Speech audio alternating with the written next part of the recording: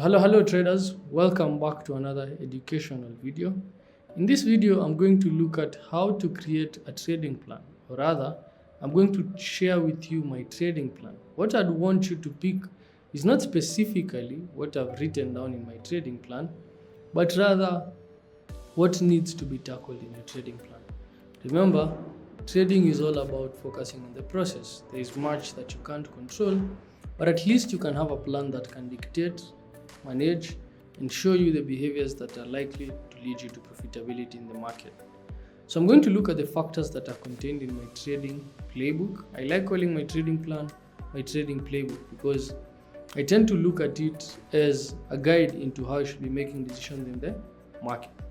And it's very, very important to have that guide in a random environment because we're functioning in a random environment in that you don't know whether the next trade will be a winning trade or a losing trade. And without a structured, consistent way of doing things, the results will be left to randomness, and no trader likes the results to be random. To start us off, I'm going to look at what are the key elements that are contained in a trading plan. What should you really be trying to pay attention to in your trading plan? The first one for me would be, what is your objective? What are you trying to attain with your trading?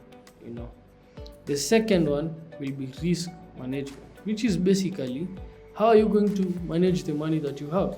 Remember, trading is a business. You have to think about money as an essential element of running any business whatsoever. So you have to sit down and ask yourself, how are you going to manage your money? In this case, how are you going to manage your risks to ensure that you don't materialize some mistakes or you don't go through serious losing patches. So the third element that is normally contained in the trading plan is specifying the conditions under which you will enter a trade. Basically, this is your edge or your systematic process that you use to select high probability trades. And the final element that will be contained in your trading plan is how you manage or how you plan to manage yourself, because you as an individual could interfere with the application of your trading plan or the application of your trading strategy. So if you look at my plan in line with those 4-5 elements that you've talked about, I won't go into all minute details, but I will share with you the top things that you should pay attention to. The first one is the objectives. For me, my objectives are in line with key performance indicators, and the first one is to attain a 60% hit rate on my executed trades. So my system shows that I should have about a 60 to 65% strike rate if I follow all the necessary conditions and I stick to the assets that I've tested. My hit rate should sit around there. Obviously, due to human errors and other flaws, it will come back to around 58, sometimes 57, sometimes as low as 55, but sometimes it could go up as much as 65. The second one is to look at the R multiples, and for me, I'm looking at a 2R multiple, okay? The third one is to look at efficiency. Efficiency is making sure that you're executing your system in line with your rules 90% of the time. And in line with this, I'm looking at a 90% efficiency, meaning I want to make sure that majority of my trades are based on my trading process. The moment you've all been waiting for is finally here. We've partnered with Paperstone, one of the world's leading Forex brokers, my personal best, to bring you an exclusive opportunity. And trust us, you won't want to miss out on this. We're giving you the chance to learn Forex for free at Financial Hub, but there's a little twist to it. All you need to do is find your Paperstone account and boom, you're all in. Deposit $100 and get access to our basic course, perfect for beginners. Or deposit $250 and get access to our exclusive course that is best for advanced traders. Why is this huge? Because you get to learn while you earn. Trade the real money and get real experience. And also you get lifetime access. Once you're in, you're in. Sign up for our Paperstone Forex account using the link below. Deposit your $100 for the basic course and $250 for the advanced course. Send us proof and get instant access to your course. So you're ready to level up? Click the link in our bio and get started.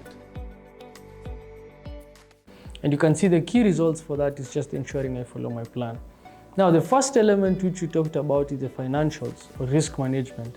And risk is the most important element because even with a perfect system, improper risk management will definitely mean that you will lose money in the markets. And so for this plan that I'm currently sharing with you, I mainly use it for trading my prop accounts, but also for my retail accounts. And anytime I'm above negative 5% drawdown, I'm willing to risk a percentage for every trade that I take.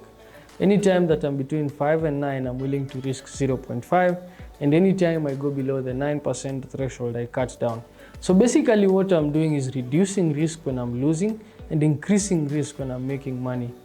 I also have the maximum exposure that I can have at a go, which sits at 2%. And I have a weekly risk cap because my trading is based on a week-to-week basis. And my weekly risk cap is at 3%. Now, those are my rules for risk management. And I always try to follow those rules. I don't always do it to perfection, but part of my goals is making sure that I always follow the rules, okay? Now, I have a couple of rules, like for example, never expose more than 3%. I always know how much is at risk. I always use stops and I never move them. So unlike many people who don't key in their stops, I personally key in mine. And I try to avoid not to move my stops. I never add to losing positions and I don't revenge trade. Anytime I've lost, I still stick to the rules. And this is something that took me a minute to learn because for you to really understand the effectiveness of that rule, you must understand that you cannot personalize either winning trades or losing trades. All of them are a factor of chance and randomness. So you can't say, I knew where this market was going, therefore I bought it and made money. If you start personalizing your trades, you've still not understood the effect of doing that because in the long run, that's a net negative habit. Because if you personalize your wins, you'll also personalize your losses. And if you personalize your losses, eventually you'll interfere with your process. And if you interfere with your process, in the long run, you lose money, not make money. The next thing that I look at are the conditions that allow me to enter the markets. And for this one, I use a trend following approach. So I'm looking for trends in the market and I'm looking to join those trends based on certain conditions. I mainly focus on the 4-hour time frame and I have a daily trading process. So what are your conditions for you to execute a trade? What patterns are you looking to trade? What market conditions favor that pattern? What checklist do you use to make sure that you follow these three? Because one thing I realized is in trading, it's very, very hard for you to follow your rules strictly if you don't pay attention to checklists. And I learned this from a very, very big hedge fund manager called Guy Spear, who runs a company that manages about $500 million in assets. And he got featured in the book, The Checklist Manifesto, because he was very, very focused on ensuring that he only executes trades that are in line with his checklist. So I also adopted that approach and I have my checklist, which starts with the 3 conditions that I'm looking for, the 3 confluences that I'm looking for. I know the expected return of the particular setup. I know the time frames that I'm looking for it, and I know the market conditions that work for it. So if you're keen enough, you'll notice there are a couple of things that are all baked into how I look at the system. I look at the market conditions, I look at the specified setup, I look at the exits and entries, and I look at the market conditions. So be very keen on that aspect also, because by the end of the day, your entry and your exit are what will determine the risk-reward ratio that you will have. And where you place your stops and where you place your targets needs to be consistent in your trading. So if today you're trading and you want to place your stops at a particular point, tomorrow you're trading and you place your stops at a particular point, you're missing the point. Another thing that you need to pay attention to that I didn't pay attention to quite early is the markets that you'll be trading. And you need to ensure that these markets are in line with your system. So make sure that the markets that you're trading are in line with the system that you want to execute in the market. And then you need to, like for me now, I don't just have physical targets that are punched into the markets. I also have monetary targets. For example, if I'm risking $2,000 on a trade and I make about $4,500, I'm willing to exit that trade because my style of trading dictates that anytime I've gotten more than a 2-hour multiple, that's enough money and that allows me to get out of the market. I'm also looking at which conditions should I not trade the specified pattern. Like Munga said, invert, always invert.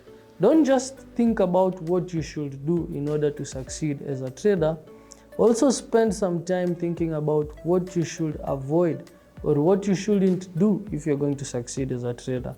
And one of them is trading when the market conditions are not favoring your specified setup. So I've also done some research on that to understand that these conditions don't favor my setup, and I avoid trading my setup when those conditions are present, okay? And then I have a framework for developing a process-oriented mindset. So I look at the risk-reward alignment. I don't look at whether this trade is a winning or a losing trade. I just look at how much I'll lose if the position works to my side, how much I'll win if the position works to my side.